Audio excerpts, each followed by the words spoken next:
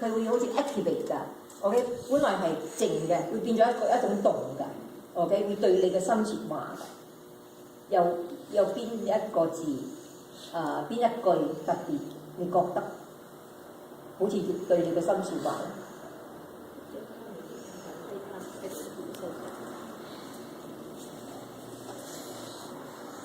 你講咩？不將他們的過犯歸到他們身上。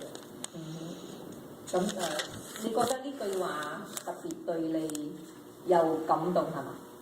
即係呢句話好似佢即係神釘十字呢個基督釘十字架就係為我哋赦罪，不將他們的罪歸到他們身上，即係等於他們知我哋自己嘅其實係咪咧？嗯哼。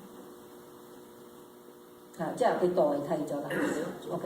我就覺得佢話又將勸人與他和好嘅職分賜俾我哋。